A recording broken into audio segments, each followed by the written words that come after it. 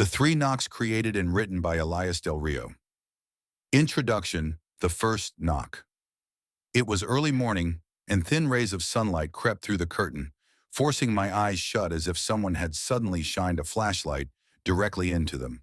Then, without warning, a violent pounding erupted at the front door. Each knock echoed louder than the last, while my sister's frantic voice cut through the chaos, yelling, "What's going on?" from the other side. I forced myself out of bed and made my way to the front door, my heart pounding with every step. As I reached for the handle, the knocking stopped. I opened the door. Standing on the porch was a sheriff. For a moment, neither of us moved. The morning suddenly felt unnaturally still, as if the world itself had stopped breathing. My eyes remained fixed on him, searching for something that would tell me this wasn't real. Instead, all I noticed was the way his expression never changed. His mouth moved. I knew he was saying something, but I couldn't hear it. A sharp ringing filled my ears, drowning out everything around me. The world blurred at its edges, and for what felt like an eternity, all I could do was stare, as his lips continued to move in complete silence. Then, as suddenly as it had begun, the ringing faded, and his voice finally reached me. "I'm sorry," he said quietly. "Your parents were involved in a very serious accident."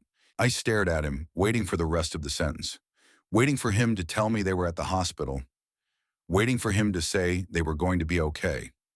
Instead, he looked me in the eyes. "They were both killed on impact." The world didn't stop. Mine did.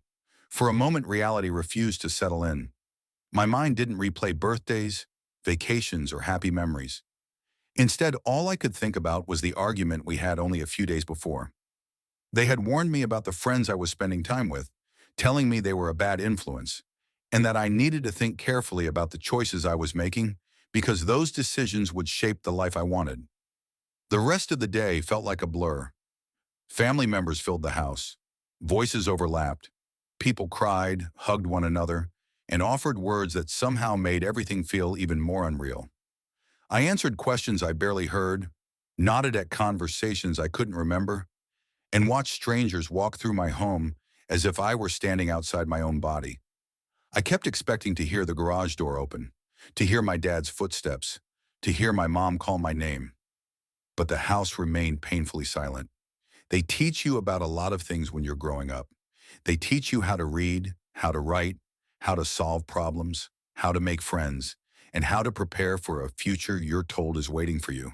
They tell you to work hard, make good choices, and always have a plan. But the one thing they never teach you is how to grieve. Death is something everyone knows exists, yet somehow it always feels like it belongs to someone else. You hear about it in stories, see it in movies, read about it in the news, and attend the occasional funeral. But none of those things prepare you for the moment it steps into your own life. There are no lessons on what to do when a voice becomes a memory, when a familiar face exists only in photographs, or when the people who made a house feel like home are suddenly gone.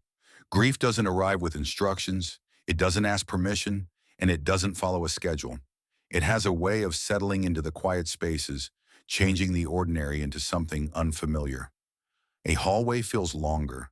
An empty room feels heavier. Even silence begins to sound different. No one teaches you how to carry that.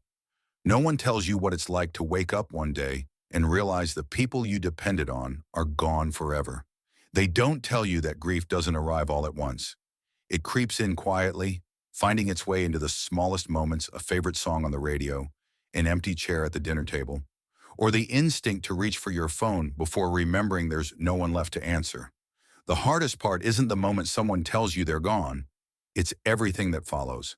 The phone calls, the decisions, the empty house, the condolences. The realization that life keeps moving while yours has come to a stop. The days begin to blend together. The house still stands.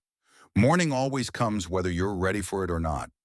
You learn that some things don't leave all at once. They settle into the quiet places, waiting for moments when you least expect them. And before long, you stop wondering if they'll ever disappear and start wondering if they were ever meant to. That night, after everyone had finally left the house, I lay awake staring at the ceiling. Every time I closed my eyes, I saw the sheriff standing at the front door. Every time I opened them, I hoped I would wake up and discover it had all been a terrible nightmare. Eventually, exhaustion won, and for the first time that day, my mind became quiet. Then I heard it.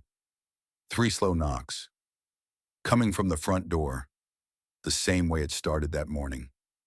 Chapter 1. The silence after. The smell of Thanksgiving dinner filled the house. Turkey, stuffing, freshly baked rolls. Dad was outside blowing leaves across the front yard. I stood near the front window watching him sway the leaf blower from left to right across the yard. Mom moved around the kitchen, humming quietly as she finished preparing dinner. Everything felt ordinary. Then, knock. Soft. Barely loud enough to notice. I looked toward the front door. No one else reacted. Dad kept working outside. Mom continued cooking as if she hadn't heard a thing. I blinked.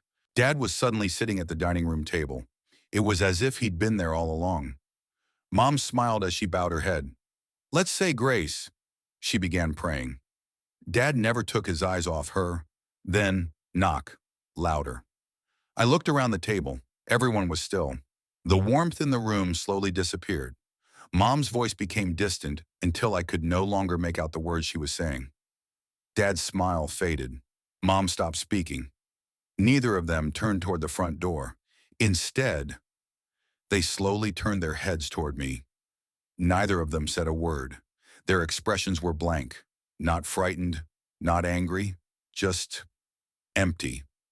Almost as if they already knew what was waiting outside. Then came the final knock. It wasn't a knock anymore. It was violent pounding against the front door. Bang, bang, bang. I shot upright in bed. For a brief moment, it felt as though I were falling, my stomach dropping before my body finally caught up.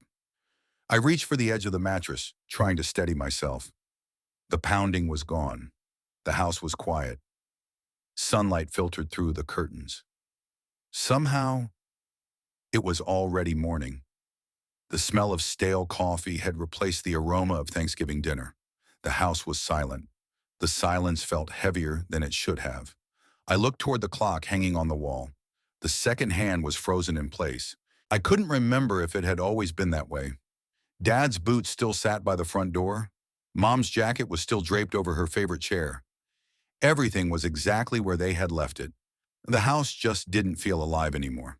What had once been full of laughter, conversation, and life now felt hollow.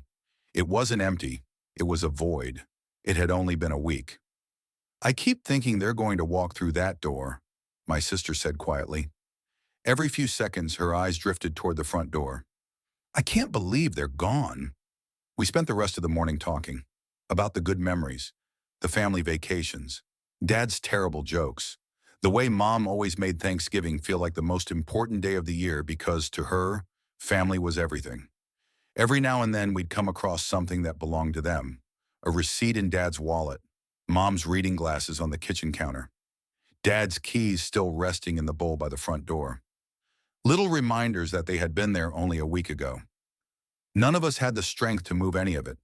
It was as if leaving everything exactly where they had left it somehow made them feel a little closer. "Our appointment is at 10, my sister said quietly. "We should leave soon." A few minutes later, we were ready to leave. As we approached the front door, I reached for the doorknob. For a brief moment, I just stood there. Neither of us moved. The morning air drifted into the house as I slowly pulled the door open. Neither of us said a word. After a long moment of silence, we finally stepped outside.